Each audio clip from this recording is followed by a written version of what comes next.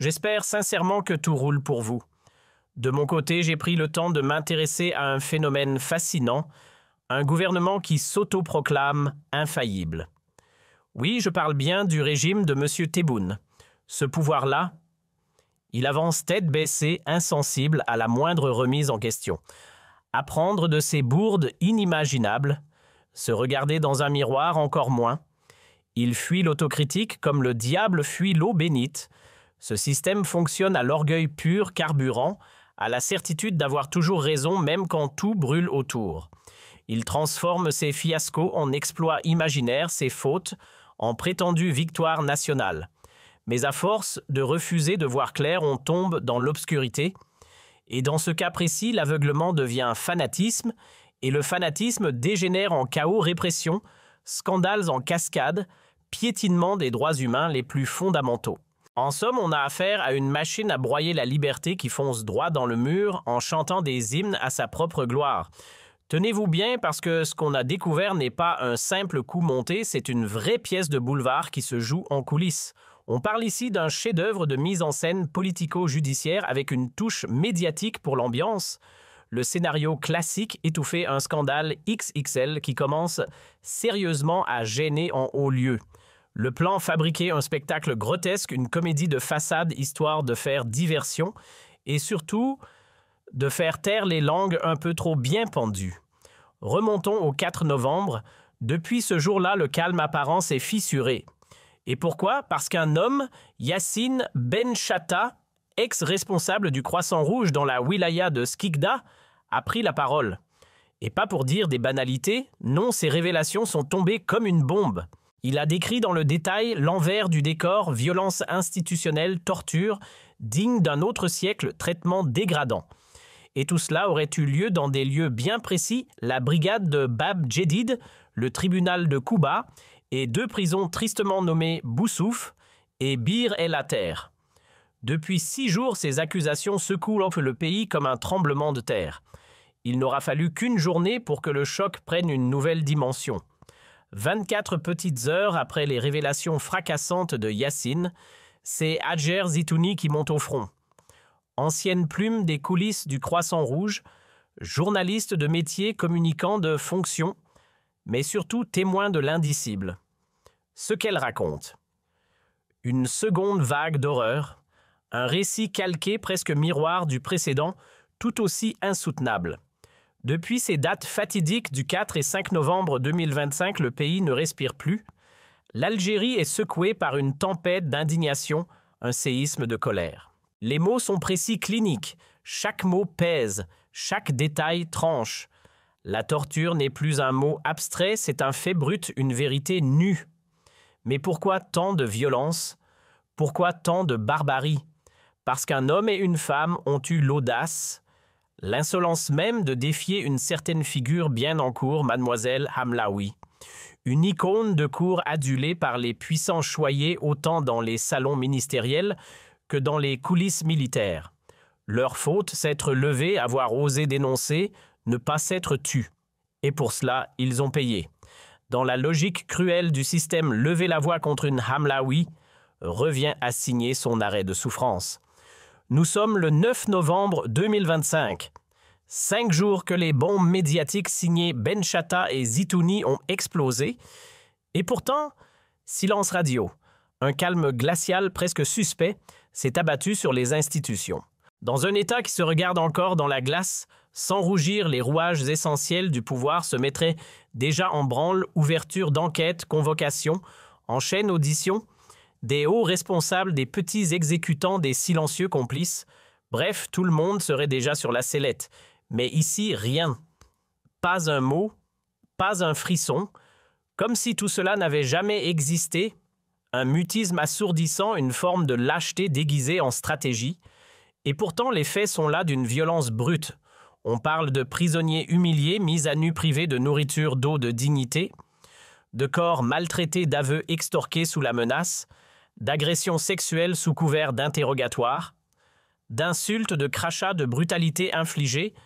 Pourquoi? Parce qu'ils auraient osé publier un commentaire sur une certaine mademoiselle Hamlaoui, Oui, un simple post Facebook ou une phrase sur X jugée gênante suffirait à déclencher l'enfer. Et dans un pays normal, face à de telles allégations, les plus hautes autorités judiciaires s'exprimeraient sans attendre. Le ministre de la Justice convoquerait la presse, le président lancerait une enquête, les services de sécurité seraient suspendus ou du moins interrogés. Mais ici, pas même un soupir, pas l'ombre d'une procédure. C'est à se demander si la justice n'a pas elle aussi déserté le territoire. Alors pourquoi ce silence pesant, cette inertie si bien huilée ? Eh bien parce que le rideau s'ouvre sur un scénario bien rodé, soigneusement orchestré par les coulisses du pouvoir, une opération camouflage XXL. Oui, vous avez bien entendu. On parle ici d'un plan sophistiqué, méticuleusement conçu pour faire disparaître toute trace du scandale Hamlaoui. Aux manettes, ni plus ni moins que la DGSN mandatée par la présidence elle-même, rien que ça. Leur mission en apparence, enquêter sur les faits.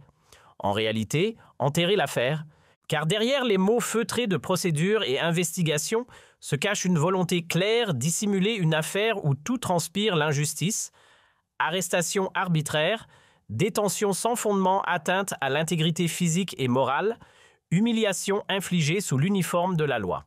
Un cocktail toxique de brutalité policière et de silence institutionnel enveloppé dans un bel emballage officiel. Entrons maintenant dans le cœur de l'opération, le SLCO, alias le Service central de lutte contre le crime organisé. Ce nom pompeux cache une unité spéciale basée à Saoula, à Alger, en place depuis octobre 2021. Officiellement, ce sont les super enquêteurs, les experts censés affronter les plus grandes menaces à la sécurité nationale. Mais cette fois, leur mission n'est pas de démanteler un réseau mafieux, ni de déjouer un complot terroriste. Non. Leur vrai boulot pistère, deux individus, Yassine Ben Chatta et Hadjer Zitouni. Non pas pour les protéger, mais pour les faire taire. Leur consigne, les localiser, les cueillir, les museler. Et ensuite les asseoir devant une caméra lumière en plein visage pour leur faire jouer un rôle, celui de menteurs repentis, dans une vidéo montée de toutes pièces, bien propre, bien cadrée, prête à être diffusée en boucle sur tous les canaux de propagande. Pas d'enquête, pas de justice, juste un scénario rédigé d'avance où les victimes deviennent les coupables, devant un public qu'on espère encore crédule. Bienvenue dans le monde magique du daïsme, cette invention. Maison du régime Tebboune, tout droit sorti de l'atelier de la manipulation politique version 2021. Le principe simple comme un script de série B, on attrape une personne de préférence embarrassante pour le système, on l'assoit bien droit devant une caméra, on l'éclaire comme sur un plateau de télé et on lui fait réciter un texte soigneusement rédigé. Ce texte, c'est un aveu, mais pas n'importe lequel, un aveu cousu main calibrée pour blanchir le pouvoir de toutes ses fautes, le héros de cette mascarade, une victime transformée en pantin. Et dans ce récit grotesque, tout est là, les vilains étrangers, les opposants diaboliques exilés à Londres, Paris ou Montréal, les complots dignes d'un mauvais film d'espionnage. Pendant ce temps, le régime, blanc comme neige en apparence, ressort indemne, impeccable, presque divin. On efface les coups, on efface les cris. Il ne reste qu'un clip lisse, froid et mensonger tourné pour tromper et diffusé pour faire croire. Souvenez-vous de 2021. L'heure de grande écoute, 20 heures pile sur toutes les chaînes du pays. Le visage d'Aboud s'affiche à l'écran. Celui qu'on présentait comme un dangereux terroriste se transforme soudain en acteur d'un scénario bien ficelé. Devant les caméras, il déballe des aveux, il aurait été manipulé, téléguidé depuis l'étranger et pas par n'importe qui, un pays d'Afrique du Nord que tout le monde devine, le Maroc évidemment. Objectif présumé, semer le chaos en pleine capitale avec la complicité d'une bande d'opposants exilés.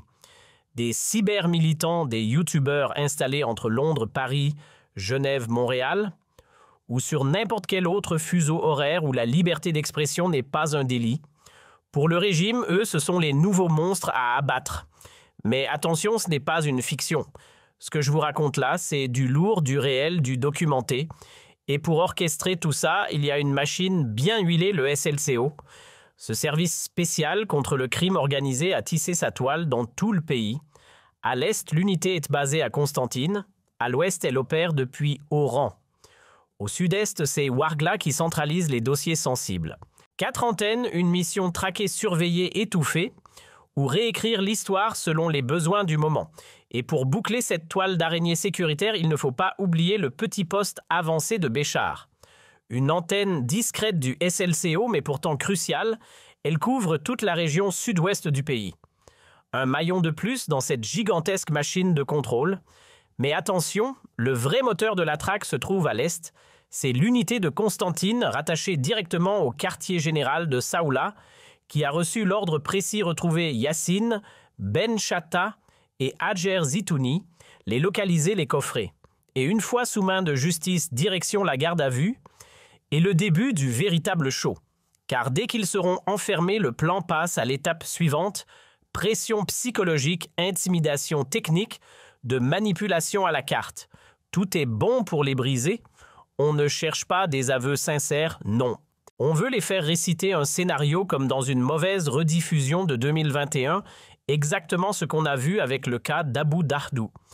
Ils devront se renier, affirmer que tout n'était que mensonge, reconnaître qu'ils ont calomnié par vengeance et bien sûr exonérer les vrais responsables. Car le but final est limpide, transformer les victimes en coupables, blanchir le pouvoir et redonner au public une histoire bien arrangée.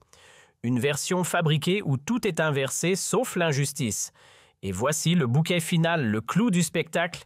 Ils vont nous faire dire que rien de tout cela ne s'est jamais produit, que les tortures, faussetés, les humiliations, pure invention.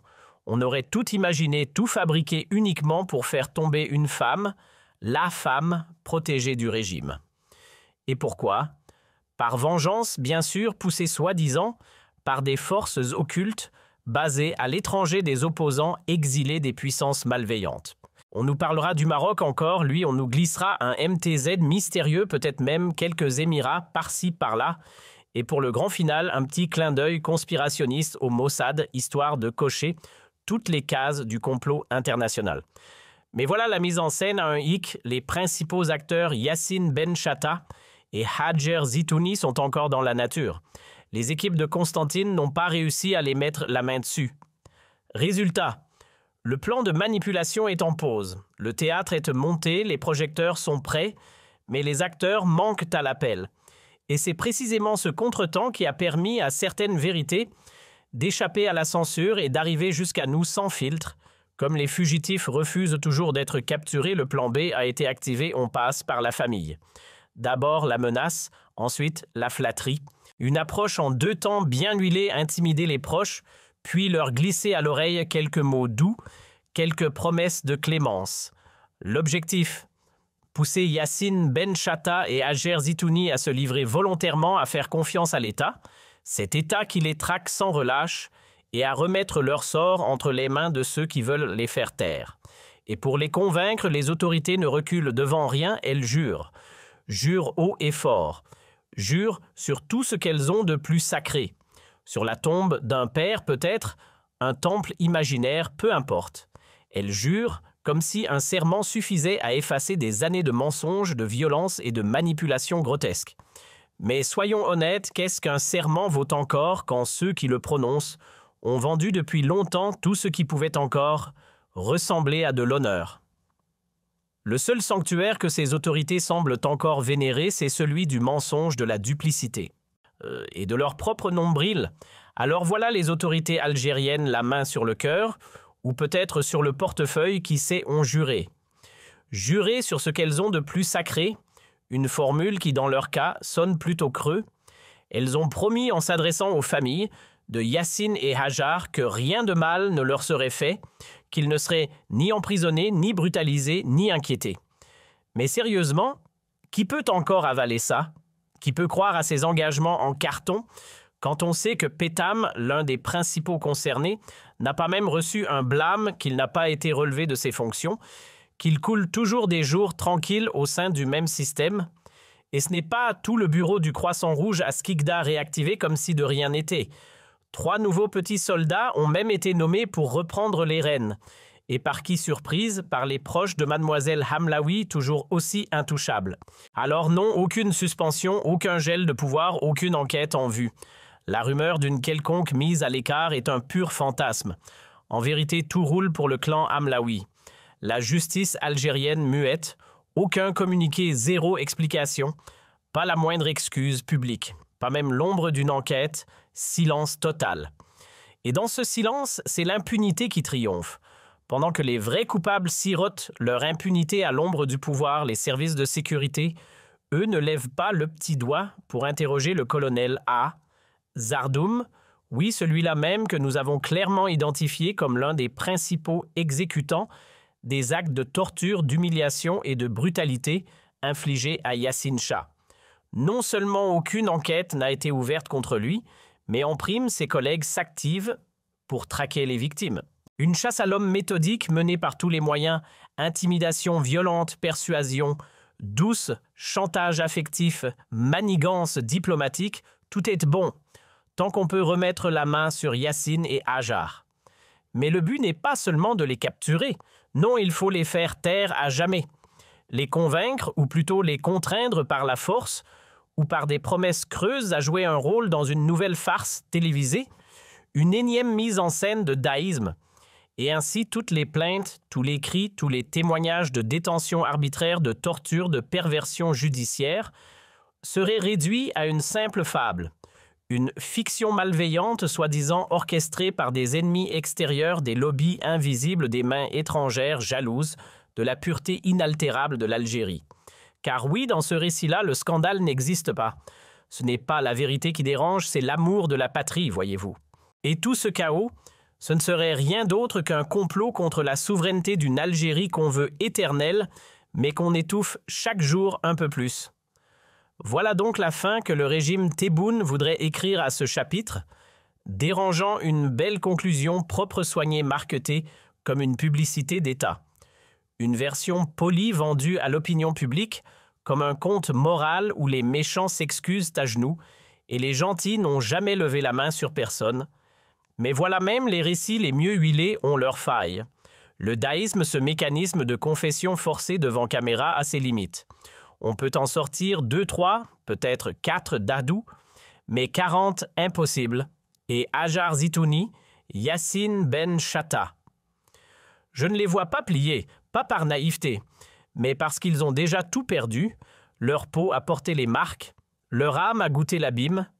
Quand on a été traîné dans la boue, dépouillé, humilié, on ne revient pas pour faire la figuration dans le clip de rédemption de ses bourreaux. Ils ne céderont pas à la compromission.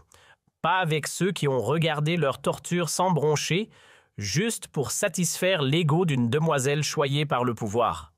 Parce qu'à un certain niveau de souffrance, on ne négocie plus, on résiste.